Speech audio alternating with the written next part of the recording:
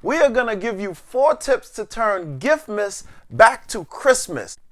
We're going to make Christmas great again. If you want to find out how to make Christmas great again, you're in the right place. If you're new to this channel, welcome to our village.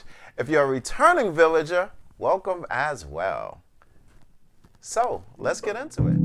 Welcome to Garden of the Mind, where we reduce stress, improve our health and fitness, and improve our financial IQ every episode. We must believe more than we see. You think about Christmas, you think about the lights, the tree, the gifts, the songs, family. You think about so many things with such fondness and nostalgia. But for a lot of people, they're also going broke. Why? Because they're buying gifts that way exceed their price range, their salary, and everything else just so that they can please their kids. And there's nothing wrong with pleasing your kids. But going broke to please your kids and then not pleasing yourself, that's a problem. And if it's not a problem now, it can be a problem later on. So let's see what we can do to prevent that.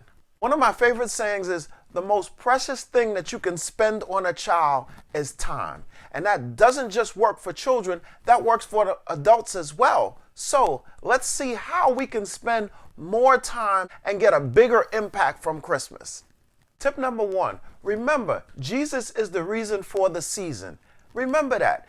I know we hear that all of the time, but what does it mean? Well, how much of Jesus is actually at your holidays? Do you take out the Bible and do you read various scriptures to really couch the experience of Christmas? One of the things that I think is a great idea is to read Luke chapter 2, which speaks about the birth of Jesus Christ. I mean, think about it. Imagine a wife comes home and tells her husband that she's pregnant, but the father is not him, it's the Holy Spirit.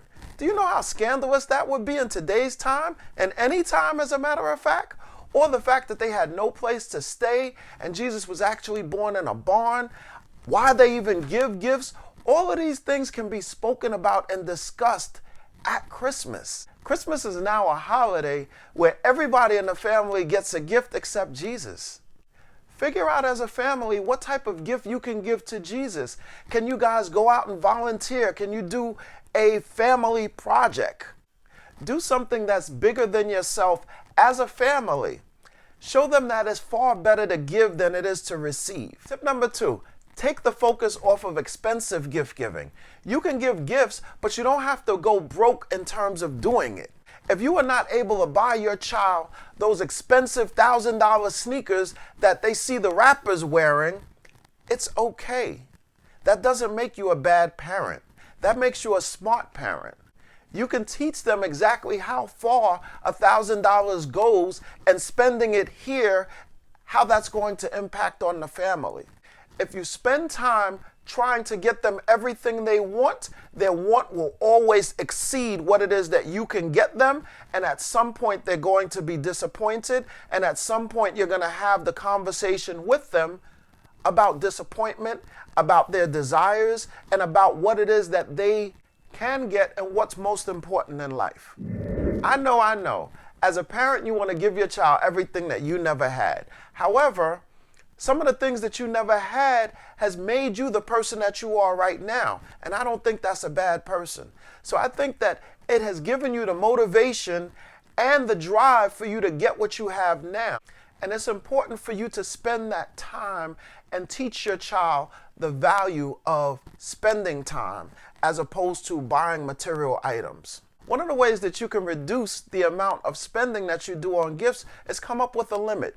You can have a $25 limit, which requires you to be far more creative in terms of the gifts that you can actually buy. You can play games like Secret Santa or Dirty Snowflake. All of these games help to spend time and create and seal memories for you and your family, which you'll remember forever. I just saw a show on television in which they had a $25 limit. However, you could only purchase an item from a thrift store.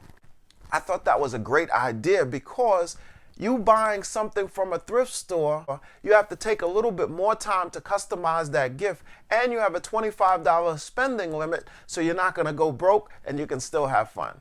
Tip number 3, you might give non-material gifts. So it might require that you do a little bit of your homework, which can also be fun. You sit around and have a conversation with the entire family and find out what type of pass would they love to get from you. So if they know that you're a judgmental person, they might ask for a non-judgmental pass. There might be something that they want to tell you, but they don't want to have you be judgmental about it, but they still think it's very important for you to know. It's a great icebreaker. Or you can give a child care pass to a family friend or family member who has children, a movie pass complete with daycare. Things like that are things that people absolutely love. They don't exactly require money, maybe a little bit, but the most important thing is that it is a gift that you can give of yourself. It does take a little bit of money, but the most important thing is that you're giving of yourself. You would be surprised at exactly what it is that people really want versus what it is that you think they want. It's great to have these types of conversations. Tip number 4. Talk to everyone once again and find out what everyone's favorite experience is for Christmas. Some people's most nostalgic memory is to smell the Christmas tree as they walk through the door. I guarantee you, if you go through these holidays and you have these types of discussions with your family, these meaningful discussions, your holidays will get better and better, and it will move from Giftmas to Christmas. Now, remember, the most important things in life, money can't buy. But I'm not going to completely underscore the importance of money because finance is important. But we have to be very, very careful in terms of how we allocate these finances. If we are spending all of our money trying to put a smile on a person's face for one day and then struggling the other 364 days, those are things that we have to balance. But this is a happy time, so we want to keep the fun and the happy inside the holidays. So find out creative ways in order to do so. These are just 4 ways that I've come up with, but I would love to hear some of your ideas, and I think the village would also love to hear your ideas as well. So please put those things in the comments so that we can all benefit from these things, so that we can all improve on the quality time that we put into these holidays. If you like this video, please give it the thumbs up. If you like this channel, please subscribe. If you want to know when I post, which is Monday, Wednesdays, and Fridays, but the exact time, please click on that notification bell.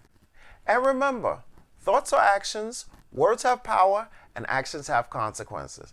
I'll see you for Fit Fridays, where we will be making a special Haitian dish called soup joumou. It's a soup that tastes so good, and it'll definitely seal your memory for New Year. Happy holiday to you and yours. I'll see you then.